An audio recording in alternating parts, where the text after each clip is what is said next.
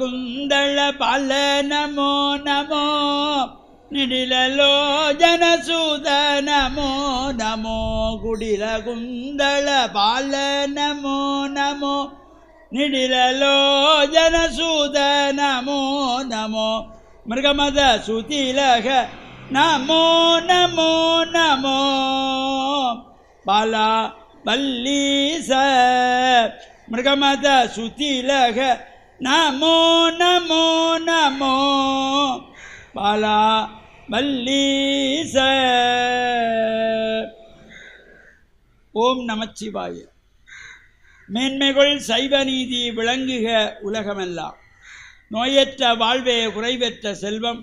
அந்த நோய் நொடி இல்லாத வாழ்வு இந்த உலக மக்கள் எல்லோரும் வாழ வேண்டும் என்று கலியுகத்தின் காந்தமலை யோதியாகிய சபரிமலை சுவாமி ஐயப்பனுடைய திருவடிகளை சிறந்தாழ்த்தி, அலங்கார கந்தனாம் நல்லூர் கந்தனுடைய திருவடிகளையும் சிறந்தாழ்த்தி, இன்று பரியேறி வர இருக்கின்ற நல்லூரானுடைய பொற்பாதங்களையும் பணிந்து, டான் தமிழொலி ஓம் தொலைக்காட்சி நேயர்கள் அனைவருக்கும் சர்வதேச இந்து மத குருபீடம் அகில இலங்கை சபரிமலை ஸ்ரீ சாஸ்தாபுரத்தின் சார்பில் இனிய வணக்கங்களும் நல்லாசிகளும்.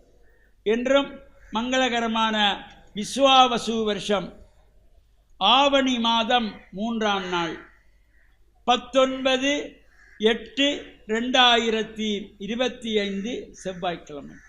இன்று மலர்ந்திருக்கின்ற இன்றைய பொழுதும் நம் எல்லோருடைய வாழ்விலும் எல்லா விதமான சிறப்புகளும் வெற்றிகளும் கிடைக்க வேண்டும் என்று இறைவனை பிரார்த்தித்து, இஷ்ட தெய்வங்கள் குலதெய்வங்களை வழிபாடு செய்து, பெற்றோர்கள் பெரியோர்கள் குருவானவர்கள் ஆசிரியர்களையும் வணங்கி அவர்களுடைய அன்பையும் ஆசியையும் பெறுகின்ற பொழுது எந்த நாளுமே நமக்கு நல்ல நாளாக அமையக்கூடியது.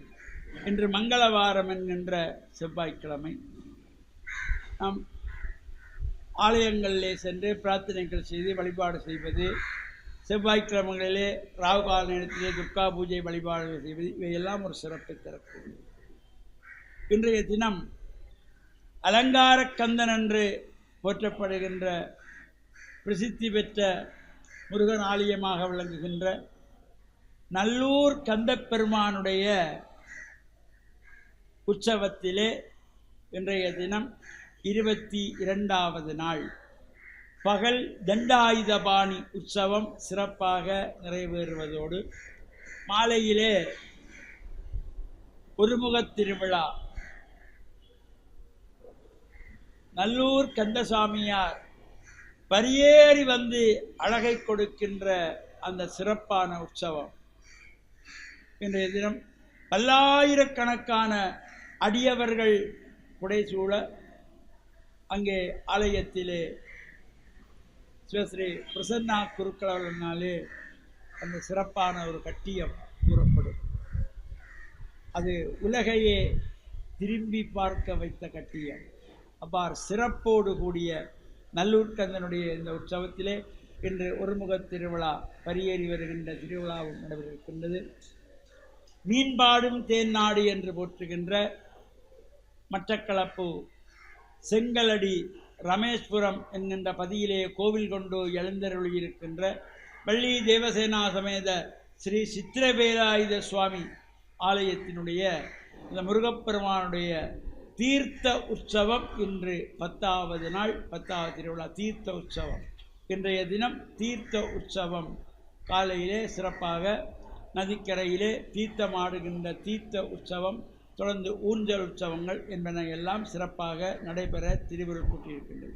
இவ்வாறு இந்த உற்சவங்கள் நடைபெறுகின்ற காலங்களிலே ஆலயங்களுக்கு நாம் செல்லுகின்ற பொழுது ஆசார சீரராக செல்ல வேண்டும்.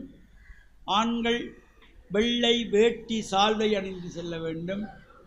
தாய்மார்கள் பட்டு சேலை அணிந்து செல்ல வேண்டும். இளம் பிள்ளைகள் பட்டு பாவாடை தாவணி அணிந்து செல்ல வேண்டும். நமது சமய கலாச்சார விழுமியங்களை அடுத்த சந்ததிக்கும் எடுத்து கூறுகின்றவர்களாக கலாச்சார உடைகளோடு நாம் ஆலய வழிபாடுகளுக்கு செல்ல வேண்டும். நாகரிக உடைகள் தவிர்த்து கொள்ள வேண்டும். இவ்வாறு இந்த வழிபாடுகள் நாம் செல்லுகின்ற பொழுது ஆள் பாதி ஆடை பாதி என்ற வகையிலே இறையருளெல்லாம் பூர்ணமாக கிடைக்கின்ற பொழுதிலும் முருகப்பெருமான் அவருடைய வேல் நமக்கு எல்லா விதமான வினைகளையும் தீர்க்கக்கூடியது. வேலுண்டு வினை தீர்க்க என்கின்ற வகையிலே அந்த வேல் பெருமான் நல்லூர் கந்த பெருமானையும் மனதிலே பிரார்த்தித்து இறையர்களை பெற்று மண்ணில் நல்ல வண்ணம் வாழ டேன் தமிழொலி ஓம் தொலைக்காட்சி நேயர்கள் அனைவருக்கும் சர்வதேச இந்து மத குருப்பீடம் அகில இலங்கை சபரிமலை ஸ்ரீ சாஸ்தாபீடத்தின் சார்பில் நல்ல ஆசிகளை கூறிக்கொள்வதில் மனமகிழ்வு கொள்கிறோம். சர்வே ஜனாக சுகினோ பவந்து சமஸ்த சன்மங்களானி சந்து. அதாவது அவருடைய சீடர்களில் பல்லாயிரக்கணக்கான மக்கள் அவருடைய சீடர்களாக இணைந்து கொண்டாலும் அவர்களிலே 72 பேரை தெரிவு செய்து அவர்களை ஊரூராக அனுப்பி பயிற்றுவிக்கின்றார். அப்படி அனுப்புகின்ற பொழுது ஏன் அனுப்புகின்றார் என்று சொன்னால், அறுவடையோ மிகுதி வேலையாட்களோ குறைவு என்ற அந்த இயக்கத்தோடும் அந்த எதிர்பார்ப்போடும் அந்த ஆவலோடும் அனுப்புகின்றார். ஏன் அறுவடை மிகுதி வேலையாட்கள் குறைவு? இந்நாட்களிலே நாங்கள் பேசுவோம் வேலை வாய்ப்புகள் இல்லை என்று சொல்லி. எங்களுடைய நாளார்ந்த செவியத்திற்கு வாழ்க்கைக்கு எங்களிலே தங்கி இருக்கின்றவர்களை நாங்கள் பராமரிப்பதற்கு எங்களுக்கு பொறுப்பானவர்களுக்கு வேலை அவசியம். வேலை என்று சொல்லுகின்ற பொழுது ஊழியம், அதாவது நாங்கள் இந்த வேலையை எந்த மனநிலையோடு செய்தாலும் எங்களுக்கு ஊதியம் தேவை, பணம் தேவை. ஆனால் இந்த இயேசு 72 பேரையும் அனுப்புகின்ற பொழுது இந்த மக்களை அவர் அன்பு செய்ததன் நிமித்தம், இந்த மக்கள் மீது கொண்டிருந்த பரிவின் நிமித்தம் அனுப்புகின்றார். நாங்கள் வேலை செய்கின்ற பொழுது ஊதியத்தை எதிர்பார்ப்பது நியாயமானது, சரியானது, தேவையானது, தகுதியானது. ஆனால் இந்த அனுப்பப்படுகின்ற இந்த 72 சீடர்களும் நற்செய்தி அறிவிப்பாளர்களாக இருக்கின்ற பொழுது அவர்கள் ஏன் இந்த பணியை ஆற்ற அனுப்பப்படுகின்றார்கள் என்றால், மக்களுக்கு இந்த நற்செய்தி தேவையானதாக, அவர்களுடைய வாழ்வுக்கு தேவையானதாக இருக்கின்றது. அவர்களுடைய வாழ்வை வளம்படுத்த வேண்டும், இறைவனை பற்றி சொல்லிக் கொடுக்க வேண்டும், இறைவனுடைய அன்பை பகிர்ந்து கொள்ள வேண்டும், தாங்கள் பெற்றுக்கொண்ட அனுபவத்தை ஏனையவர்களுக்கும் பகிர்ந்து கொடுக்க வேண்டும் என்ற அந்த நோக்கத்தோடு பணியாளர்கள் இயங்க வேண்டும் என்பதனால் அத்தகைய பணியாளர்களை பெற்றுக்கொள்வது, அத்தகைய பணியாளர்களுடைய தொகை அரிதாக இருக்கின்றது என்று இயேசு கவலை கொள்கின்றார். இன்று எங்களுடைய ஒவ்வொரு சமூகமும் இயங்குவதற்கு, அந்த சமூகத்திற்கு பணியாற்றுவதற்கு, அந்த சமூகத்தினுடைய தேவைகளை உணர்ந்து கொள்வதற்கு, அந்த சமூகத்திற்கு தங்களுடைய நேரத்தையும் ஆற்றல்களையும் திறமைகளையும் அறிவையும் அவர்கள் பகிர்ந்து கொடுப்பதற்கு பணியாளர்கள் தேவை. ஆகையினாலே நாங்கள் ஊதியத்திற்காக சேவை செய்தாலும், பணி செய்தாலும், வேலை செய்தாலும் இந்த சமூகத்தை வளம்படுத்த வேண்டும். இந்த சமூகத்திலே எனக்கு அன்பு இருக்கின்றது. இது ஒரு தமிழ் சமூகமாக இருக்கிறது, இது ஒரு பின்தங்கிய சமூகமாக இருக்கின்றது, இந்த சமூகம் இன்னும் வளர்ச்சி அடைவதற்கு இடம் இருக்கின்றது. அந்த பரந்த நோக்கு, அந்த இரக்க உணர்வு பணியாளர்களாகிய எங்கள் எல்லோருக்கும் இருக்க வேண்டும். ஊதியத்திற்காக பணி செய்தால் என்ன, அல்லது ஊதியம் இல்லாமல் சேவையாக பணி செய்தால் என்ன, எங்களுடைய மனநிலை நாங்கள் பணி செய்வர்களுக்கு மட்டிலே எங்களுக்கு அக்கறை இருக்கின்றது. அங்குதான் அர்ப்பண உணர்வு பிறக்கின்றது. இந்த 72 பேரையும் சீடர்களையும் அனுப்புகின்ற பொழுது இயேசு மக்களுக்காக அவர்களை அனுப்புகின்றார். ஆனால் சில வேளைகளிலே கூறுவார், ஆடுகளிடையே ஓநாய்களிடையே ஆடுகளை அனுப்புவது போல உங்களை அனுப்புகின்றேன் என்று. பணி செய்கின்ற பொழுது சவால்களை சந்திக்க வேண்டியிருக்கும், எதிர்ப்புகளை சந்திக்க வேண்டியிருக்கும். தேவையில்லாத பெயர்களை எங்களுக்கு சூட்டலாம், எங்களை தவறாக புரிந்து கொள்ளலாம், எப்பொழுதும் எங்களுடைய சேவையை தட்டி கழிக்கலாம், அல்லது எங்களுடைய சேவைகளிலே அவர்கள் சந்தேகம் கொள்ளலாம். இவற்றையெல்லாம் நாங்கள் எதிர்கொள்ள வேண்டும் என்று சொன்னால் வெறுமனே ஊதியத்துக்காக மட்டும் நாங்கள் உழைப்பவர்களாக இருக்கக்கூடாது. ஒவ்வொரு கிறிஸ்தவரும் ஆண்டவர் இயேசுவிலே நம்பிக்கை வைத்து அவருடைய அன்பை சுவைத்தவர்கள் இந்த பணி என்கின்ற அந்த ஆவலும் தாராள சிந்தையும் கொண்டவர்களாக விளங்குகின்ற பொழுது நாங்கள் எந்த துறையிலே இருந்தாலும், எந்த பதவிகளிலே நாங்கள் இருந்தாலும், எந்த நிலைகளிலே நாங்கள் பணியாற்றினாலும் அந்த ஆண்டவர் இயேசுவினுடைய சீடர்களாக பணியாற்றுகின்றான். இந்த உணர்வு எல்லா சீடர்களுக்கும் உங்கள் எல்லோருக்கும் இருக்க வேண்டும் என்பதை நான் ஆண்டவரிடம் இந்த நாளிலே இறந்து கேட்கின்றேன். ஆமீன்.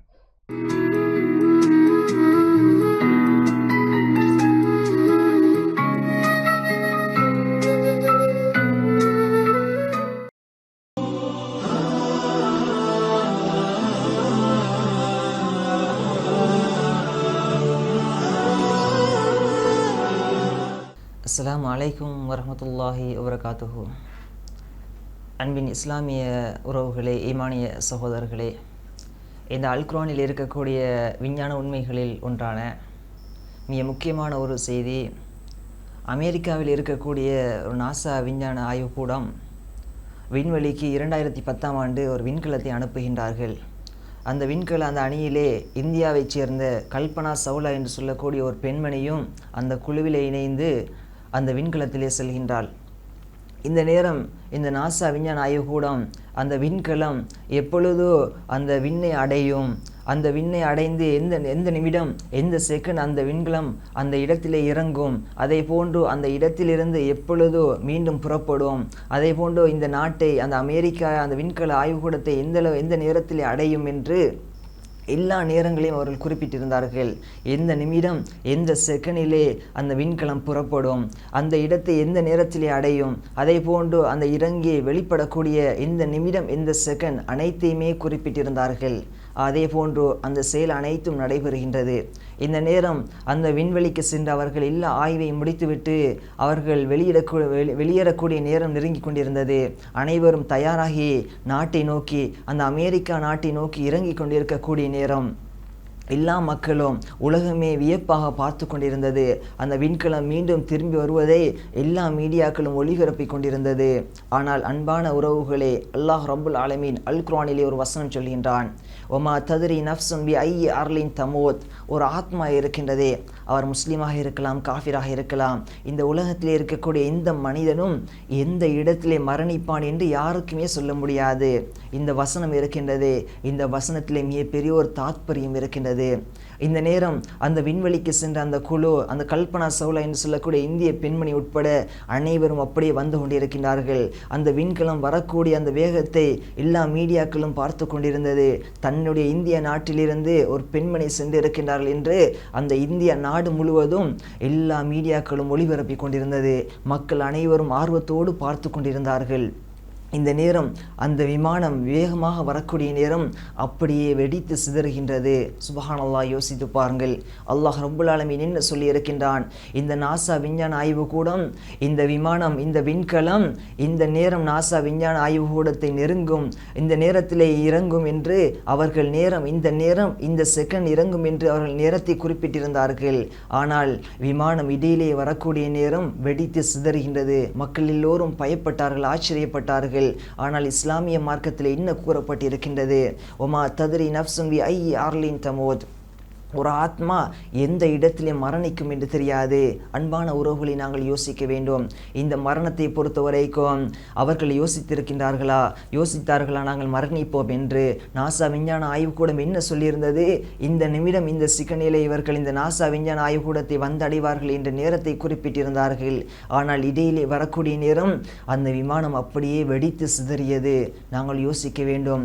எங்களுக்கு மரணம் எந்த நேரத்திலும் வரலாம். நாங்கள் ஒவ்வொரு நாளும் கேள்விப்படுகின்றோம், தூங்கியவர் எழும்ப முடியாமல் மரணித்து விட்டார், திடீர் விபத்திலே மரணம். அதுபோன்றோ சும்மா பேசிக்கொண்டிருந்த ஒரு மனிதர், எங்களோடு உரையாடி கொண்டிருந்த மனிதர் திடீரென மரணித்து விட்டார். இப்படி ஏராளமான செய்திகளை நாங்கள் கேள்விப்படுகின்றோம். இந்த மரணத்தை பொறுத்த வரைக்கும் அல்லாஹ் ரப்புல் ஆலமீன் என்ன சொல்லிக் கொண்டிருக்கின்றான்?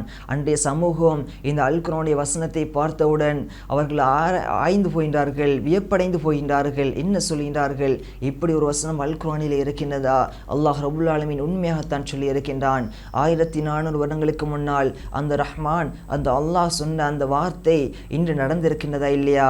அந்த இந்திய பெண்மணியும் கூட அப்படியே வெடித்து சிதறி மரணித்திருக்கின்றார். அந்த பெண்மணி எங்கே மரணிப்பாள் என்று யாராலும் குறிப்பிட முடியாது. ஆனால் அல்லாஹ் ரப்புல் ஆலமீன் எழுதி வைத்திருக்கின்றான்.